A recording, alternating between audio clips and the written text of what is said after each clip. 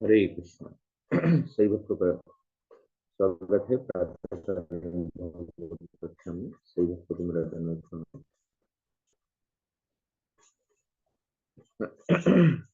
मैं भी ये प्रयास करता हूँ कि अगर मुझे क्लास नहीं लेना है तो पहले थोड़ा मैसेज डालूं। और कभी कभी मौसम या खराब सेहत खराब होती है तो भी हम प्रयास करते हैं कि भाई सुबह तक यदि ले सकें तो रात में दवाई वगैरह लेके। लेकिन कभी कभी ऐसा हो जाता है कि ऑन टाइम हम नहीं ले पाते हैं। क्षमा चाहते हैं सही भक्तों से। तो पिछली कक्षा में हम श्रवण कर रहे थे प्रेम के आधार स्तर होते हैं। और शांत रति, दास्य रति, सख्य रति, वात्सल्य रति, माधुर्य रति। तो जो शांत रति है उससे थोड़ा ऊपर हम बढ़े दास्य रति के लिए। तो शांत रति भक्तों के काम नहीं आती। यहाँ पे वही कह रहे हैं कि शांत रति न तो भौतिक होती है न ही आध्यात्मिक होती है, किंतु दास्य रति अवश्य आध्यात्मिक स्तर पर होती है। इस आध्यात्मिक अवस्था में भौतिक वस्तुओं के लिए कोई आसक्ति नहीं रहती। विरक्तिर अन्यत्र च।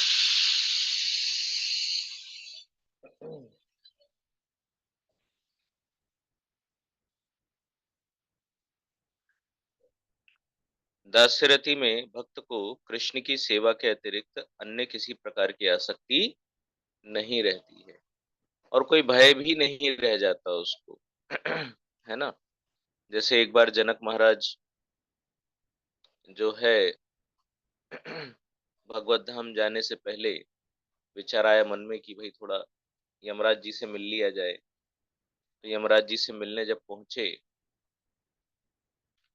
तो उनके शरीर को छू के हवा जो है नरक के जीवों को लग रही थी। और यातना शरीर सदा कष्ट से पीड़ित रहते हैं वहां। तो जो हवा उनके शरीर को छुई तो उनका सारा दर्द जो है वो मिट गया और बड़ी राहत मिली। हजारों हजारों वर्षों से कष्ट सह रहे थे तो उन्होंने प्रार्थना की कि आप यहीं रुक जाइए। तो जनक महाराज जो है नरकवासी जीवों को भी उद्धारित करते हुए भगवत धाम गए।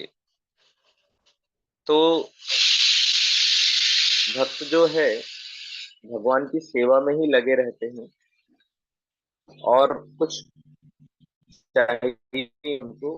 प्रयास ये होता है कि प्रहलाद महाराज ने तो ब्रह्मांड ही खाली करा कि प्रभु अनगिनत ब्रह्मांड ने कम से कम इस ब्रह्मांड में जिसमें मैं हूँ इनको तो ले चलिए।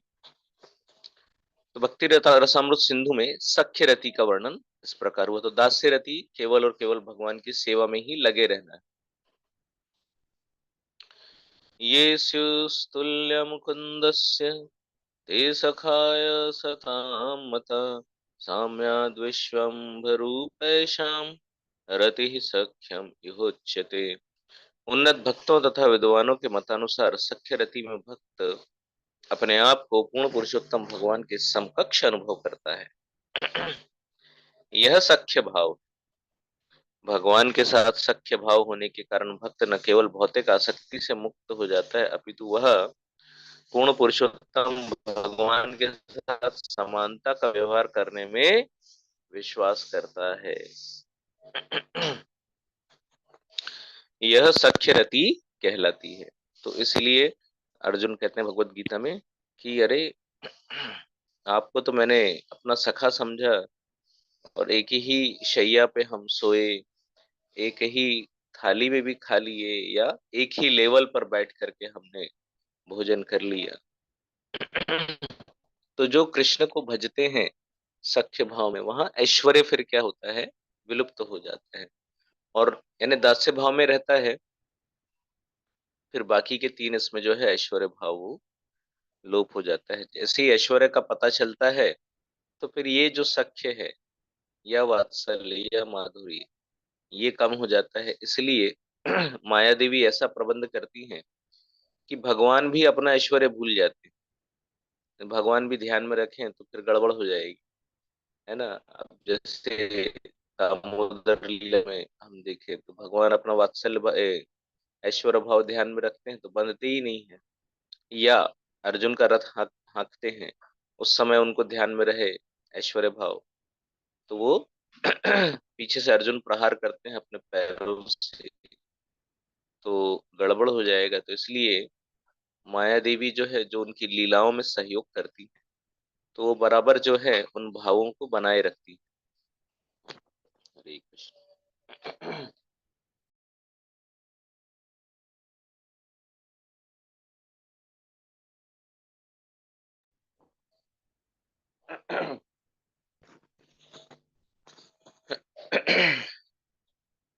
भगवान के साथ सख्य भाव होने के कारण भक्त न केवल भौतिक आसक्ति से मुक्त हो जाता है, अपितु वह पूर्ण पुरुषोत्तम भगवान के साथ समानता का व्यवहार करने में विश्वास रखता है। यह सख्य रति कहलाती है। सख्य रति में भक्त इतना ऊपर उठ जाता है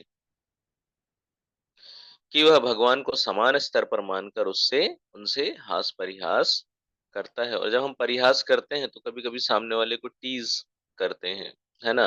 कभी कुछ ऐसी बात बोलते हैं उनको चुभती हो, या उनको चढ़ाते हैं, ठीक है।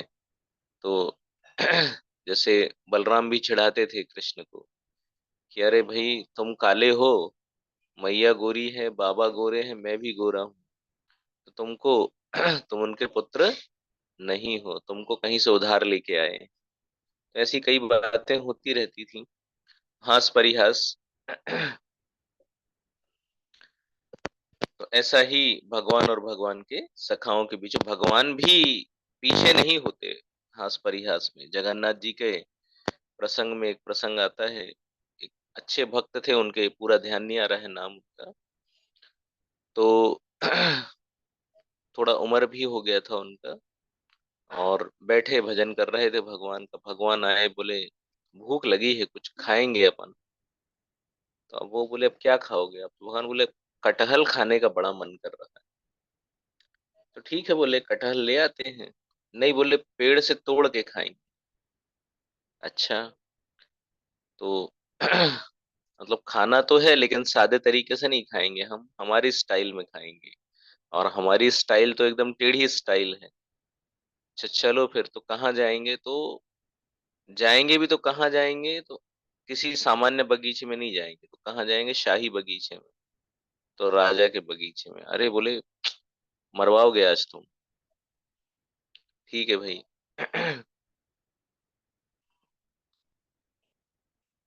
तो पहुंचे बगीचे में, किसी तरह से चोरी छुपे। भगवान भक्त को भी ले गए, चलो चोरी करके आज कटहल खाएंगे अपन। और भगवान ने कहा देखो, अब तुम ऊपर चढ़ जाओ पेड़ की, और सबसे बढ़िया मीठा पका हुआ और बड़ा वाला कटहल।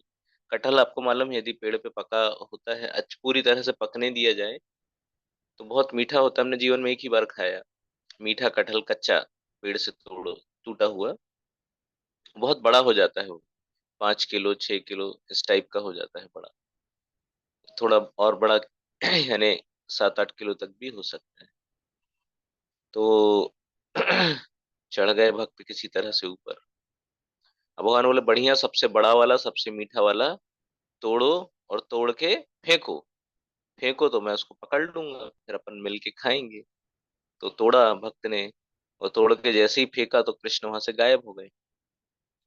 और जो कटहल था बड़े आकार का, वो गिरा, गिरा और फूटा, फूटा फटा तो भयंकर तेज विस्फोटक आवाज। वो सारे जो मंत्री यानी दरबारी जो है वो आ गए और पकड़ लिया उन्होंने, और पकड़ के उनको जेल में डाल दिया। तो भगवान भी हास परिहास में कभी पीछे नहीं हटते हैं। रुक्मिणी जी से ऐसा परिहास करते हैं कि बेचारी बेहोश हो जाती, धड़ाम से गिरते।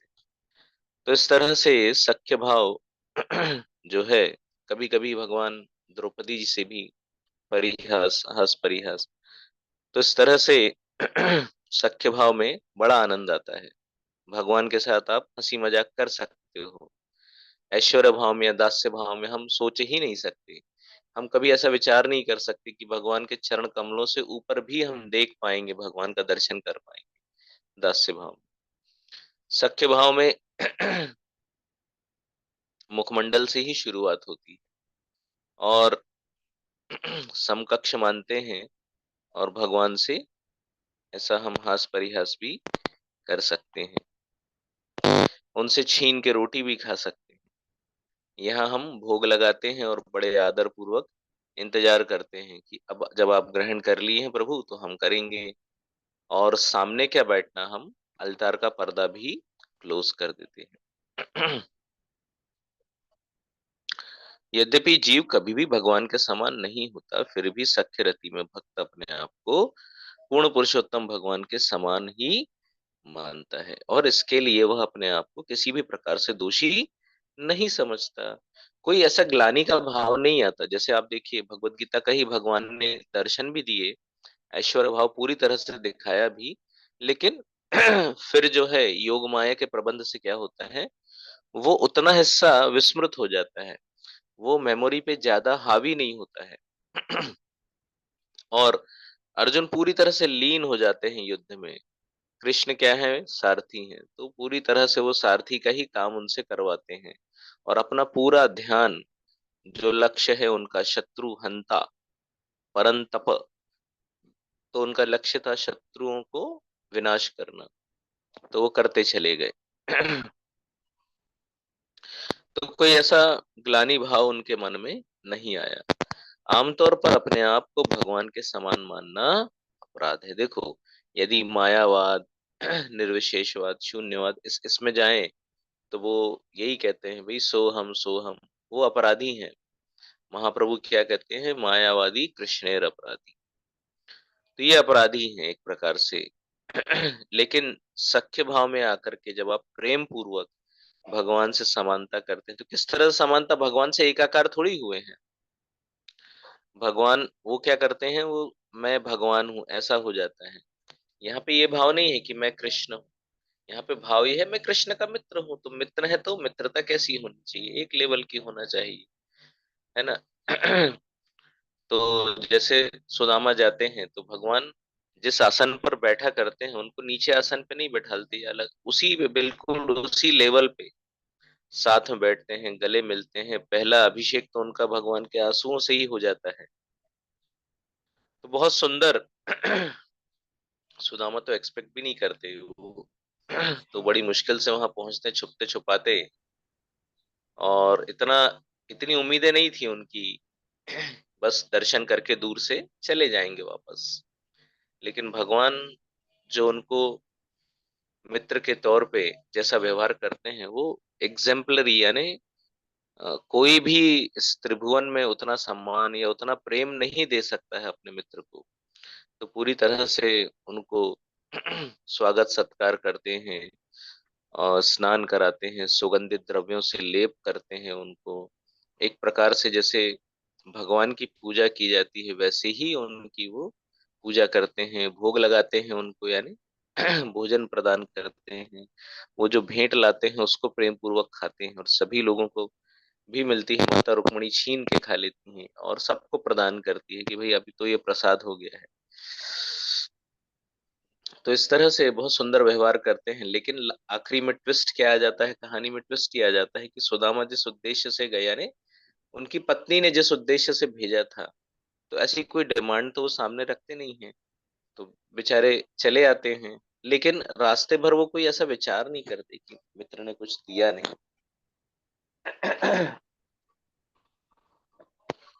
लेकिन जब वहां पहुंचते हैं तो बड़ा आश्चर्यचकित हो जाते हैं। तो भगवान के कुछ भी करने का जो अंदाज है वो एकदम निराला है, अद्भुत है ना। इतना आश्चर्य, इतनी प्रसन्नता नहीं होती यदि वो वहीं से दे के भेजते कि भाई चलो दो चार बैलगाड़ी जो है मैं यहाँ से धन भेज रहा हूँ आपके साथ, आप भी बैलगाड़ी में जाओ। अब वो पूरे रास्ते जो है बेचारे न रथ ना बैलगाड़ी कुछ नहीं, अकेले पैदल चले आ रहे। तो जो लंबा समय होता है पथ का, रास्ते का, वो रास्ते भर भी क्या होता है, कृष्ण का स्मरण होता रहता है। तो रास्ता भी समझ में नहीं आता। अब जल्दी घर पहुंच जाते तो फिर घर की बातें, तो थोड़ा स्मरण कम हो जाता है, लेकिन एकाकी स्मरण जो है वो बढ़िया रहता है। तो ऐसे स्मरण करते हुए चले आते हैं, जब देखते हैं कि अरे मैं शायद रास्ता भूल गया हूँ, गलत जगह पे आ गया हूँ। फिर पत्नी उनकी आती है तो पूछते हैं, भाई माता जी आप कौन है? तो इस तरह से बड़े अद्भुत आश्चर्य भरी उनकी लीलाएं होती हैं भगवान के अपने भक्तों के साथ में। तो सखा का जो लेवल है उस पे भी बहुत सुंदर सुंदर लीलाएं होती हैं और बड़ा आनंद आता है। इन लीलाओं को सुन के ही बड़ा आनंद आता है। तो यदि सोचिए, जो भक्त इस भाव में भगवान के साथ लीला रस का आदान प्रदान करते हैं, वो कितने आनंद में रहते होंगे। तो मायावादी जो अपने आप को भगवान के तुल्य मानते हैं, वो कभी आनंद नहीं भोग सकते हैं, हमेशा दुख में ही रहेंगे, क्योंकि भौतिक प्रकार से अपने आप को भगवान के समान मानते हैं। सख्यरति द्वारा, सख्यरति शुद्ध भक्त द्वारा मन में अनुभव किया गया भाव है, और भक्त इसी भाव में पूर्ण पुरुषोत्तम भगवान से नित्य जुड़ा होता है। भक्ति रसामृत सिंधु में वात्सल्य रति का वर्णन इस प्रकार हुआ है। तो अब सख्यरति आप समझ गए। सख्यरति से और ऊपर हम चलें तो वात्सल्य, तो धीरे धीरे आप देखिए आपको कहाँ टारगेट फिक्स करना है। लेकिन शुरुआत यहीं से करना है, कहाँ से? साधन भक्ति से, वैधि भक्ति से। वैधि भक्ति जब आप जितनी अच्छी करेंगे, धीरे धीरे आप राग भक्ति, रागानुगा भक्ति की तरफ आगे बढ़ेंगे। लेकिन हर लेवल का, हर स्टेज का अपना एक एक आनंद है। तो पहले तो 5 में से हमने एक छोड़ दिया, शांत वाला। फिर हम बढ़े दास्य की ओर, फिर हम बढ़े सख्य की ओर, अब बढ़ रहे हैं वात्सल्य की ओर। गुरुवो ये हरेरस्य ते पूज्य इति विश्रुता, अनुग्रह मयि तेषां रतिर्वात्सल्यमुच्यते। इदं लालन भव्याशेश्चिबुक स्पर्शनाधिकृत। वात्सल्य रति में स्थित जीव पूर्ण पुरुषोत्तम भगवान के बाल स्वरूप का ध्यान करता है ना? आपने सुना होगा, करारविंदे च पदारविंदम, मुखारविंदे विनिवेशयन्तम्, वटस्य पत्रस्य पुटे शयानम्, बालं मुकुन्दं मनसा स्मरामि।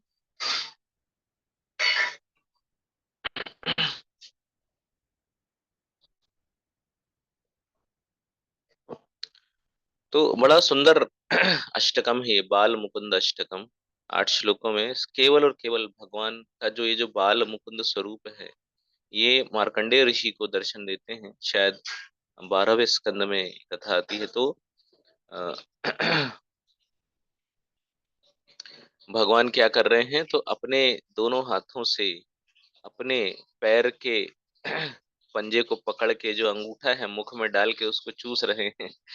तो ऐसा जो भगवान का स्वरूप है। और पत्ता किसका है, तो वट वृक्ष का जो पत्ता होता है बड़ा सा, उसके ऊपर वो विश्राम कर रहे हैं। तो वटस्य पत्रस्य पुटे शयानम, बालम मुकुंदम मनसा स्मरामि।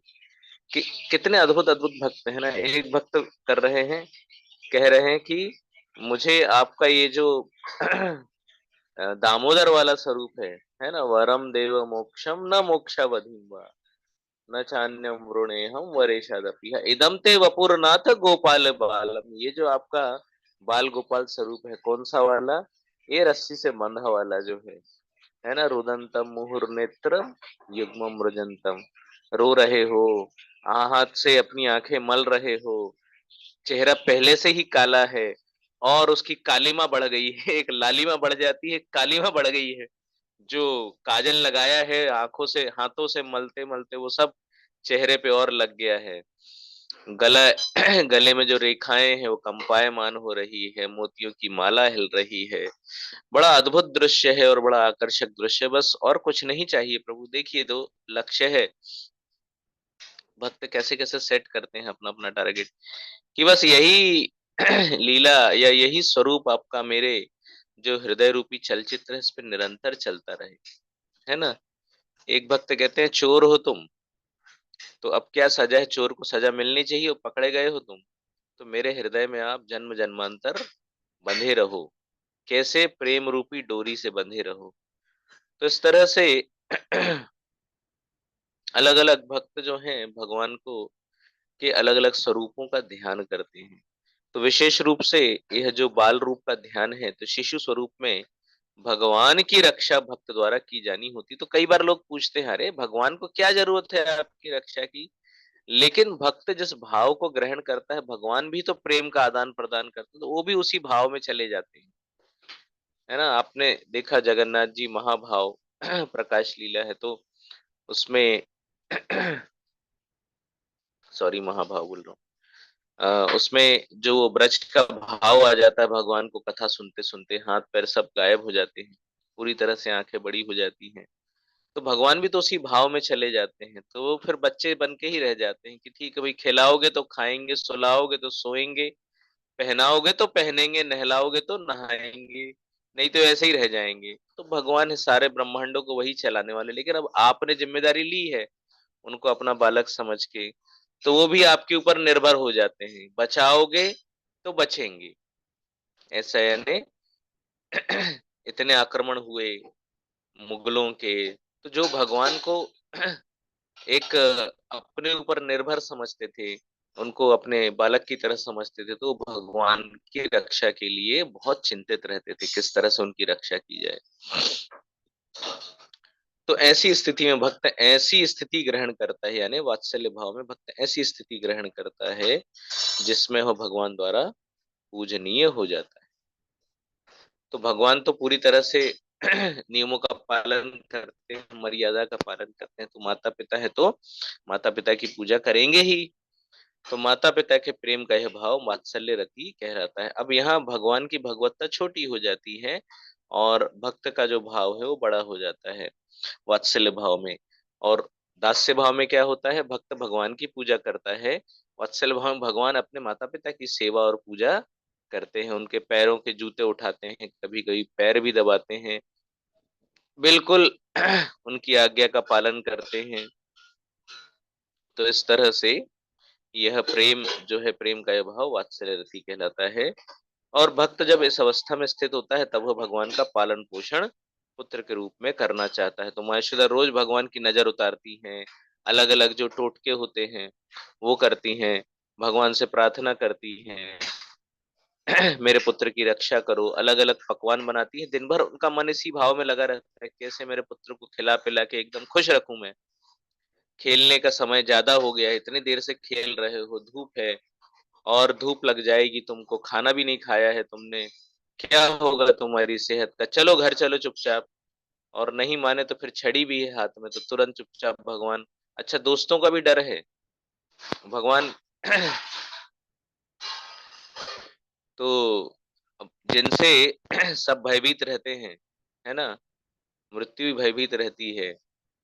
तो वो श्लोक भी है शायद मद भयात वाला, कि मेरे भय से हवा चलती है, सूर्य समय पर उगते हैं, ये सारी चीजें है ना, सब कुछ नियम से। मृत्यु जो है वो भी समय पे, किसी को पहले नहीं बाद में नहीं, सब समय पे चलता रहता है। लेकिन भगवान भय के मारन, किसका किसका भय है, तो माता कह रही है यहाँ छड़ी दिखाकर चलो घर चलो चुपचाप, दोस्त कह रहे हैं अगर तुम गए, तुम्हारे हिस्से का दाम नहीं दिया, तो कल से तुम टीम से बाहर।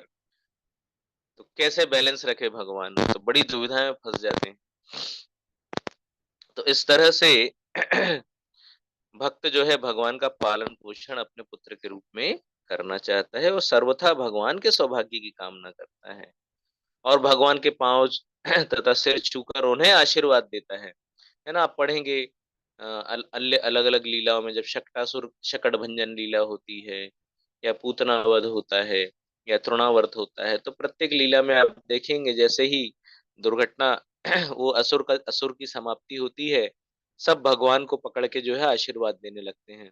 गोपियां भगवान के अलग अलग अंगों को छूती हैं, जो गोपियां नहीं छू पाती हैं वो ध्यान करके उन अंगों का भगवान से प्रार्थना करती हैं कि भगवान श्री केशव जो है, जैसे हम बोलते हैं ना, ललाटे केशवम ध्यान नारायणम मथोदरे वक्षस्थले माधवम तू गोविंदम कंठ कूपके। तो हम कहते हैं भाई अ, ललाट की जो रक्षा है, भगवान श्री केशव आपके ललाट की रक्षा करें। तो गोपियां कहती हैं तिलक करते हुए भगवान को कि आपके ललाट की रक्षा भगवान श्री केशव करें, पेट की रक्षा जो है भगवान श्री नारायण करें, अंदर बाहर सब जगह से ये भूत पिशाच डाकिन बड़े बड़े भूत अलग अलग जो वेराइटीज हैं, सबसे आपकी रक्षा करें। तो एक सबसे लोअर लेवल होता है ना, जो रोज मांगते हैं भगवान से, भगवान सब कुछ अच्छा अच्छा हो, पैसा पानी बराबर आता रहे, रोटी दाल रोटी चलती रहे, ये एकदम लोअर एकदम इनिशियल लेवल का है, बुरा नहीं है। प्रभुपाद जी कहते हैं कि किसी भी कारण से आप भगवान के दर पे आए हैं, बुरी बात नहीं है, यू आर ऑलवेज वेलकम। लेकिन आने के बाद, कुछ समय बिताने के बाद धीरे धीरे क्या करना है, हमारा लेवल बढ़ना चाहिए ना। बच्चा छोटा होता है तो माँ की गोद में सूसू करे तो भी चलता है, माँ को बिस्तर में सूसू करे तो भी चलता है। लेकिन अब वो 20-25 साल का नौजवान हो गया, उसके बाद में ऐसा करे तो नहीं चलता किसी को। तो धीरे धीरे क्या होता है, लेवल हमारा बढ़ना चाहिए। सालों भजन करने के बाद भी उसी लेवल पे रहे भगवान, रोजी रोटी चलती रहे, रोटी कपड़ा मकान बना रहे, तो ये अच्छी बात नहीं है। तो इस तरह से वात्सल्य रति में भक्त जो है भगवान को भगवान न मान के मेरा पुत्र है, मुझ पर निर्भर है, इसकी सारी जिम्मेदारी मेरी है, ऐसा समझ के खूब आशीर्वाद देते हैं, खूब प्रेम देते हैं, और प्रेम से भगवान को, भगवान का पालन पोषण करते हैं। भगवान जो समस्त ब्रह्मांडों के समस्त जीवों का पालन पोषण करते हैं, ऐसे भगवान का पालन पोषण जो है उनके भक्त उनके माता पिता के रूप में करते हैं। तो आज की कक्षा में यहीं तक हम श्रवण करेंगे। अगली कक्षा में हम मधुर रति का जो है वर्णन करेंगे। तो महाप्रभु ये सारे जो तत्व ज्ञान है ये देने के लिए, और फिर शील प्रभुपाद के माध्यम से हम उनके ग्रंथों के माध्यम से सब ले पा रहे हैं। बड़े सौभाग्यशाली हैं हम। अ, इस परंपरा से जुड़ने का हमको सौभाग्य मिला, जिसमें हमको हायर से हायर टेस्ट मिल रहे हैं। लेकिन ध्यान रखें, बेसिक को भूलना नहीं है, और यदि याद नहीं है तो आप बेसिक्स को जो है रिवाइज करते रहें, अपने आप वो याद हो जाता है। कई भक्तों को मंगलाचरण याद नहीं है, तो प्रयास करें तो बेसिक चीजों को भूलना नहीं है, वो याद रखनी है, ध्यान में रखनी है। और ऐसा नहीं है कि सिर्फ बेसिक में ही रहना है, बेसिक से धीरे धीरे हमको हायर लेवल की ओर भी जाना है।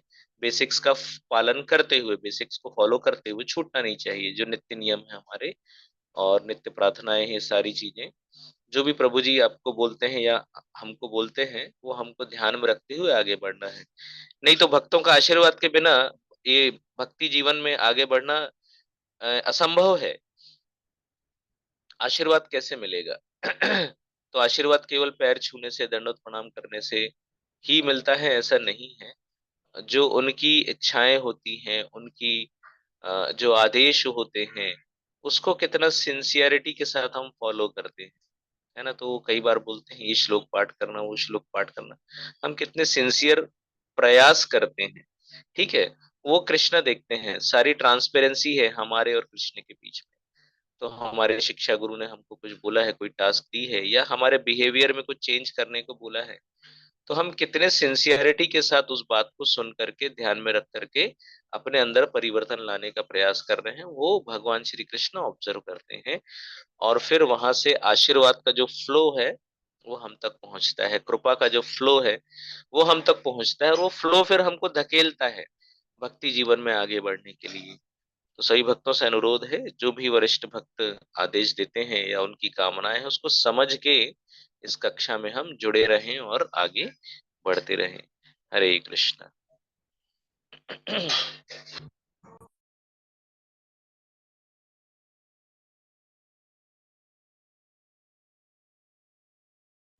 हरे कृष्णा। थैंक यू प्रभु जी। और मैं थोड़ा सा कक्षा अभी से ध्यान नहीं दे पा रही हूँ, उसके लिए क्षमा प्रार्थी हूँ। शिवपाल प्रभु जी, आप थोड़ा कोऑर्डिनेट करेंगे क्या? हरे कृष्णा। प्रणाम प्रभु जी। जी माता जी, थैंक यू माता जी। हरे कृष्णा, आप सभी को प्रणाम। थैंक यू प्रभु जी। और जिस प्रकार से हम देख रहे हैं कि भगवान किस प्रकार से अपने भक्तों के साथ में लीलाएं करते हैं आपने बताया हमें, और ये भी बताया कि किस प्रकार दास्य भाव में हम भगवान के चरणों से ऊपर नहीं उठते और साक्ष्य भाव में सीधे मुखमंडल से ही प्रारंभ होता है, और भगवान की जो अंतरंग लीलाएं हैं वो सभी के साथ नहीं होती, लेकिन आपने बड़े ही भाव के साथ में बताया कि किस प्रकार वो एक भाव रहा होगा, हम सुनकर भाव विभोर हो जाते हैं। सुदामा जी की आपने कथा बताई, किस प्रकार से उनको वापसी में भी एकांत में भेजा कि वो स्मरण करते रहें, लीलाओं का स्वादन करते रहें। फिर माधव दास जो पूरी उड़ीसा के वहां पर कटहल प्रभु जी उसमें लास्ट में भी एक भक्त के भगवान के भक्त भी वैसे ही होते हैं, जब भगवान पुनः उन्हें मिलते हैं तो फिर कहते हैं जो माधव दास जी जो है वो बोलते हैं कि आप तो एक कटहल नहीं लेकर आए, आप तो वहां से भाग के आ गए, देखो मैं पूरा बगीचा ले आया हूँ, क्योंकि वो राजा के गुरु भी थे, तो उन्होंने पूरा बगीचा ही भगवान के नाम कर दिया था कि आप भगवान को रोज भोग लगेगा। और किस प्रकार से हम देख रहे हैं यहाँ पर कि बेसिक नहीं भूलना है, ये भी हमें कहा, ये हमारे लिए एक लर्निंग वाला पॉइंट है कि हमें बेसिक नहीं भूलना है। अनीता माता जी आपने हैंड राइज किया है, आप। हरे कृष्णा प्रभु जी, माता जी, सभी को दंडवत प्रणाम। प्रभु जी बहुत ही सुंदर वर्णन, और जैसा आप बोल रहे हैं हमें एक बहुत कीमती चीज मिली है, भगवान की जो भक्ति करने का मौका मिल रहा है, और सबसे बड़ी चीज के भक्तों का संग। तो प्रभु जी ये बहुत कीमती है और हमें बेसिक को नहीं भूलना है, उसको रिवीजन करते रहेंगे तो हम, ये चीज मुझे समझ में आया है। क्योंकि इतने साल से कर भी रहे हैं तो कुछ पीछे का भूलते जाते हैं और आगे का रोज कुछ कुछ नया नया मिलता है प्रभु जी। और रति के बारे में आपने जो बताए हैं सब, साक्ष्य रति, दास्य रति, तो ये बहुत अच्छा लगा कि दास्य रति में हम स्वेच्छा से भगवान की सेवा करते हैं, वहीं वात्सल्य में हम देखते हैं जैसे जो माता पिता बने हैं भगवान के, और भगवान उनके वश में रहते हैं। और जैसा आपने एक जो उनका सुदामा जी का भी बताया था कि एकाकी स्मरण, तो वो मुझे बहुत अच्छा लगा कि एक मतलब एकांत में वो कितना भगवान का ध्यान लगाते हुए जा रहे थे। हम होते जैसे तो हमें लगता है हमें कुछ नहीं दिया, और ऐसा, या कोई के साथ होते तो हम 10 तरह के रिजल्ट करते हैं। तो वो जो एकाकी स्मरण करते हुए जा रहे थे, तो वो भी मुझे बहुत उससे समझ में आया कि सब साधु और जितने भी रहते बड़े, वो कैसे एकांत में मतलब करते हैं जाप, और जितना मतलब डूब के भगवान के उसमें, तो वो बहुत अच्छा लगा एकाकी स्मरण करने। हरे कृष्ण प्रभु। हरे कृष्णा प्रणाम। हरे कृष्णा। और कोई आप में से कोई शेयरिंग करना चाहते, कोई सेस पॉइंट है? मनीषा माता जी हैं, दिव्या माता जी हैं, आप में से कोई भी, सरस्वती माता जी, एक एक करके जो भी आपको ऐसा लगा है, क्योंकि जब हम रिवाइज करते हैं तो पॉइंट आते हैं, तो वो पॉइंट भी फिर याद आते हैं, तो कक्षा वापस रिवाइज होती है, क्योंकि प्रभु जी ने किस प्रकार से समझाया कि भगवान की जो लीला है उसमें भगवान की शक्ति भी किस तरह से अपना एक रोल प्ले करती हैं, और भगवान को भी उस भाव में ला देते हैं कि भगवान स्वयं भी भक्तों के साथ में उसी रस का आस्वादन करते हैं जिस रस से हैं। क्योंकि अर्जुन महाराज का जो उदाहरण प्रभु जी ने यहाँ पर दिया कि पैरों से वो आज्ञा देते थे, क्योंकि हमेशा जो रथी रहता है वो सारथी को पैरों से आज्ञा देता है। तो भगवान जो अनंत कोटि कोटि ब्रह्मांडों के स्वामी हैं, वो अर्जुन के पैरों के, तो ये साक्ष्य भाव है किस प्रकार से सखा के लिए भगवान सारथी भी बने। हरे कृष्णा। अंकिता माता जी, पारुल माता जी, हरे कृष्णा। जी प्रभु, हरे कृष्णा, सभी भक्तों को प्रणाम। थैंक यू प्रभु जी, बहुत सुंदर आपने समझाया। जो पहले जब बताया था आपने, दो पहले रति बताई थी, शांत रति जिसमें स्टार्टिंग रहती है, भक्ति करने की शुरुआत होती है, उसमें मतलब बेसिक होता है, फिर धीरे धीरे आगे बढ़ते हैं। तो दास्य रति में आता है, तो फिर एक जो भक्त है वो सिर्फ भगवान की सेवा में ही लीन रहता है, आगे मतलब भगवान की सेवा में लीन रहता है, फिर उसे भौतिक आसक्ति से कोई मतलब नहीं। फिर जो आज आपने बताया सख्य रहती है, फिर वो मतलब भगवान के ऐसे बराबर जैसे हो जाती है, जैसे अर्जुन जी थे। और उसकी एक बात सख्य रति में ये बहुत अच्छी लगी कि माया देवी ऐसा प्रबंध करती हैं कि फिर भगवान अपना भी ऐश्वर्य भूल जाते हैं। यदि भगवान अपना ऐश्वर्य याद रखें तो फिर ये शायद संभव नहीं हो सके कि फिर, क्योंकि ना तो कोई भगवान के तुल्य है, ना ही कोई उनसे ऊपर है। लेकिन जो सख्यरती है वो ऐसी है इसमें फिर भगवान के मतलब वैसे उठने बैठने का, जैसे अर्जुन जी हैं, उनके जो सखा हैं, जो गोपियां थे ब्रज में, वो भगवान के एकदम बराबर जैसे होते हैं। वो मतलब उनसे हंसी मजाक के कुछ भी हास परिहास कर सकते हैं उसमें। और वात्सल्य रति में फिर उससे भी लेवल थोड़ा ऊंचा ऊंचा हो जाता है कि भगवान ही फिर उनको, जैसे उनके माता पिता जो उनके भक्त हैं बट उनके माता पिता के रूप में आते हैं, तो भगवान उनको प्रणाम करते हैं। तो बहुत सुंदर वर्णन प्रभु जी, और बहुत अच्छा लगा सुन के। हरे कृष्णा, सभी भक्तों को प्रणाम। हरे कृष्णा प्रभु जी, हरे कृष्णा माता जी, दंडवत प्रणाम सभी को। जी प्रभु जी, बहुत ही सुंदर क्लास थी आज की भी, और बहुत सारी चीजें सीखने को मिली। स्पेशली वो कटहल वाली जो कथा है वो मुझे बहुत ही अच्छी लगती है, जगन्नाथ महाप्रभु की। और कैसे ये प्रेम के स्तर होते हैं, किस प्रकार से जो भक्त है भगवान से संबंध बनाते हैं, उन सबका ही वर्णन आपसे सुना। थैंक यू सो मच प्रभु जी। हरे कृष्णा, दंडवत प्रणाम। हरे कृष्णा। आप में से और कोई आगे शेयरिंग करना चाहते हैं? एक पॉइंट। हरे कृष्णा, प्लीज आप अनम्यूट कर लीजिए।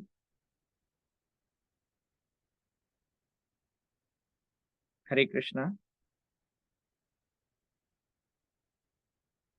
ठीक है, आज का कोड। हरे कृष्णा प्रभु जी, दंडवत प्रणाम। जी माता जी, जी हरे कृष्णा प्रभु जी, जैसे प्रभु जी ने बताया कि माता यशोदा जी का कैसे प्यार है भगवान के साथ, और भगवान का अपने दोस्तों के प्रति कैसे कि मैंने खेलने भी जाना है उनके साथ। तो मुझे वो बहुत अच्छा लगा, और मुझे वो कटहल वाली जो भी लीला है, मैं बार बार उसको सुनती हूँ, मुझे बहुत अच्छी लगी।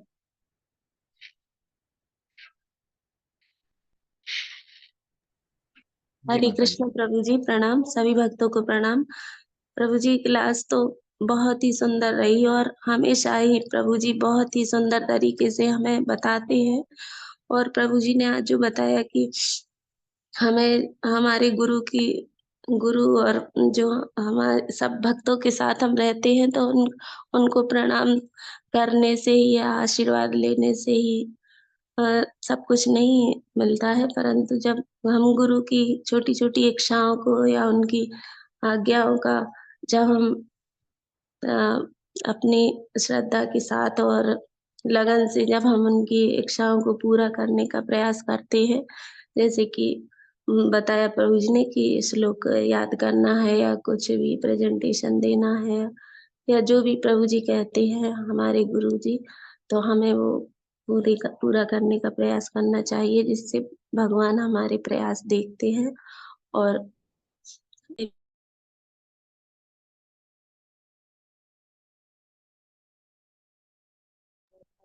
हरे कृष्णा। जी माता जी, क्योंकि भगवान की कृपा, जब हम इन निर्देशों का आदेशों का परिपालन करते हैं तो उसके माध्यम से मिलती, प्रभु जी ने स्पष्ट किया यहाँ पर हमें। तो थैंक यू प्रभु जी। हरे कृष्णा। और किसी भक्त की शेयरिंग नहीं हो तो हम आज का कोड रीडिंग करेंगे।